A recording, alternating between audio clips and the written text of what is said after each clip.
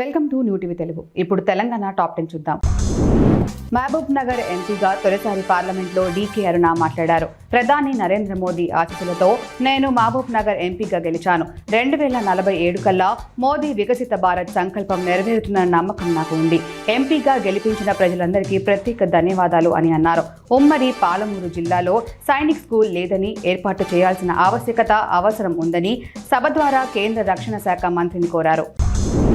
నడిగూడ మండలం చెర్లపల్లి గ్రామంలో గల పల్లె దవాఖానాను పరకాల శాసనసభ్యులు రేవూరి ప్రకాష్ రెడ్డి ఆకస్మికంగా తనిఖీ చేశారు. ఈ సందర్భంగా ఎమ్మెల్యే మాట్లాడుతూ రోగులకు నాణ్యమైన వైద్య సేవలను అందించాలని సూచించారు. ఆసుపత్రి పరిసరాలను పరిశుభ్రంగా ఉంచుకోవాలని తెలిపారు. దవాఖానా నిర్వహణకు సంబంధించిన రికార్డులు పరిశీలించారు. పల్లె దవాఖానా పరిసర ప్రాంతాలలో మొక్కలు నాటాలని అధికారులకు ఆదేశించారు. గత బీఆర్ఎస్ ప్రభుత్వ హయాంలో న్యాయవాదులపై హత్యాకాండ కొనసాగిందని, ప్రస్తుతం కాంగ్రెస్ ప్రభుత్వం వచ్చినా కూడా న్యాయవాదులపై దాడులు, దౌర్జన్యాలు కొనసాగుతుండటం శోచనీయమని సీనియర్ న్యాయవాది అనంతరెడ్డి ఆవేదన వ్యక్తం చేశారు. జనగామలో న్యాయవాద దంపతులపై పోలీసుల దాడిని నిరసిస్తూ చేస్తున్న నిరసన కార్యక్రమాలు మహబూబ్ నగర్ జిల్లా కేంద్రంలో కొనసాగుతున్నాయి. ఈ సందర్భంలో నిరసన కార్యక్రమాలు చేపట్టారు. డిమ్డి ఎత్తిపోతల పథకం DPR ఆమోదించకుండా కావాలనే గత ప్రభుత్వం 8 సంవత్సరాలుగా పెండింగ్లో పెట్టిందని సిపిఎం రాష్ట్ర కార్యదర్శి వర్గ సభ్యులు మాజీ ఎమ్మెల్యే జూలకంటి రంగారెడ్డి డిమాండ్ చేశారు. నల్లగొండ జిల్లా కేంద్రంలో పెద్ద గడియారం చౌరస్తాలో డిమ్డి ఎత్తిపోతల పథకం DPRను వెంటనే ఆమోదింపచేయాలని, కావలసిన నిధులను కేటాయించాలని డిమాండ్ చేస్తూ సిపిఎం ఆధ్వర్యంలో సదస్సును ఏర్పాటు చేశారు. ప్యారిస్ ఒలింపిక్స్లో జావెలిన్ త్రోలో బల్లం వీరుడు నీరజ్ చోప్రా సత్తా చాటిన విషయం తెలిసిందే. జావెలిన్ త్రో ఫైనల్స్లో నీరజ్ రెండో ప్రయత్నంలో 89.45 మీటర్ల దూరం విసిరి రెండో స్థానంలో సిల్వర్ మెడల్ కైవసం చేసుకున్నారు. అయితే సిల్వర్ గెలుచుకున్న అనంతరం బాధతో ఉన్న నీరజ్ను బాలీవుడ్ నటుడు అభిషేక్ బచ్చన్ దగ్గరికి తీసుకొని ఓదార్చాడు. నీరజ్ను హక్ చేసుకున్న వీడియో నెట్టింట వైరల్గా మారింది.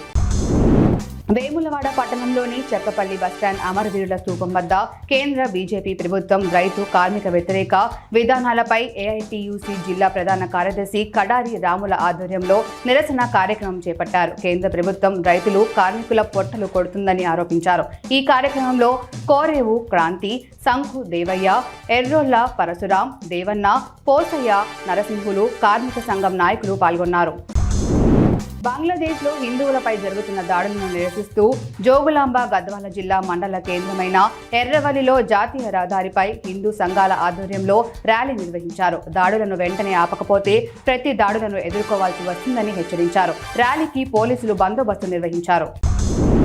ఇటీవల కురిసిన భారీ వర్షాల కారణంగా దెబ్బతిన్న కోటపల్లి మండలంలోని నక్కలపల్లి వంతెనను బీజేపీ నాయకులు పరిశీలించారు. ఈ సందర్భంగా వారు మాట్లాడుతూ 15 రోజుల క్రితం వాగును పరిశీలించి బ్రిడ్జికి మరమ్మతులు చేయిస్తారని, స్థానిక ఎమ్మెల్యే వివేక్ ఇచ్చిన హామీని నెరవేర్చడంలో విఫలమయ్యారని విమర్శించారు. వెంటనే మరమ్మతులు చేసి ప్రజల రాకపోకలకు ఇబ్బందులు కలగకుండా చర్యలు తీసుకోవాలని డిమాండ్ చేశారు.